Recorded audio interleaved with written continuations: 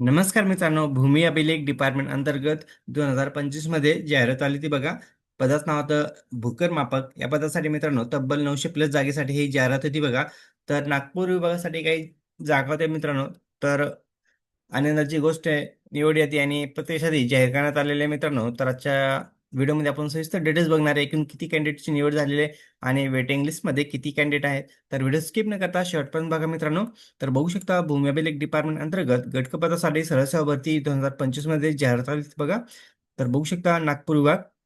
खाली बघा काय अपडेट आहे. उपसंचालक भूमी अभिलेख नागपूर प्रदेश नागपूर या अधीनस्थ विभागातील गटक भूकरमापक संवर्गातील रिक्त पदे भरण्यासाठी जाहिरात आली होती बघा मित्रांनो. तर ऑनलाईन पद्धतीने 13 आणि 14 नोव्हेंबर रोजी ऑनलाईन पद्धतीने एक्झाम झाली होती.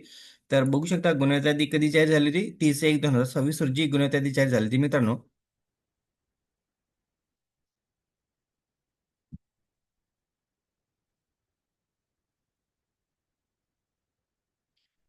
ऑनलाईन परीक्षा निकालाच्या सर्वसाधारण गुन्ह्यात यादी आधारे प्रादेशिक निवड समितीने बघा 11/2/2026 आणि 13/2/2026 कालावधीमध्ये कागदपत्र पडताळणी मध्ये पात्र ठरलेल्या उमेदवाराकडून विभागात उपलब्ध सामाजिक समांतर आरक्षण विचारात घेऊन प्रादेशिक निवड समितीने नियुक्तीकामी शिफारस केलेल्या उमेदवारांची निवड यादी आणि प्रत्यक्ष यादी जाहीर करण्यात आलेले मित्रांनो.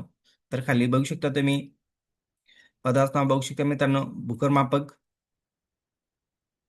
नागपूर विभाग आणि निवड यादी दिलेली मित्रांनो. एकच पीडीएफ मध्ये दोन्ही आहे बघा. निवड यादी पण एकच पीडीएफ मध्ये आहे आणि प्रत्यक्ष यादी पण एकच पीडीएफ मध्ये आहे मित्रांनो. त्यामुळे कन्फ्यूज होऊ नका. तुम्ही जर ऑफिशियल वेबसाईटवरती सर्च करत असाल वेटिंग लिस्ट कुठे आहे, तर तुम्ही एकच पीडीएफ मध्ये बघा निवड यादी आणि प्रत्यक्ष यादी. तर बघा मित्रांनो, खाली तुम्ही हाय स्कोर बघू शकता. ज्यांचं निवड झालेलं आहे 182 वरती निवड झालेली मित्रांनो हाय स्कोर. तर तुम्ही लिस्टमध्ये तुमचं नाव आहे की नाही चेक करू शकता. ज्या ज्या कॅन्डिडेटची निवड झालेली आहे त्या सर्व कॅन्डिडेटना मनापासून खूप खूप अभिनंदन, कॉंग्रॅच्युलेशन्स.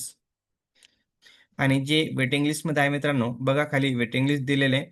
तर जे वेटिंग लिस्टमध्ये आहे मित्रांनो, त्या वेटिंग लिस्टमध्ये जेवढे कॅन्डिडेट आहेत त्या सर्व कॅन्डिडेटने डॉक्युमेंट रेडी ठेवा. शक्यतो तुम्हाला चान्स मिळण्याची दाट शक्यता असते मित्रांनो, कारण की काही कॅन्डिडेट जॉईन करत नाही, काही कॅन्डिडेट अपात्र ठरतात आणि काही कॅन्डिडेट आणि शक्यतो जागा वाढण्याची शक्यता असतात. त्यामुळं जे वेटिंग लिस्टमध्ये कॅन्डिडेट असतात त्यांना संधी मिळण्याची दाट शक्यता असते.